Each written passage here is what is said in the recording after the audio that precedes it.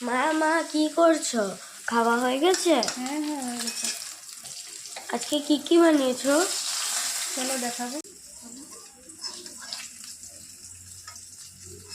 আজকে অনেক কিছু রান্না করেছি, দেখবে? হ্যাঁ মা। চলো দেখাচ্ছি। দেখবে আজকে অনেক কিছু রান্না করেছি, দেখবে? কি এটা সিদ্ধ ভাজছে মা? তুমি তো বললে না কি রান্না করেছে দেখাতে, এই দেখাচ্ছি। মা এটা কিন্তু নাইনসাফি।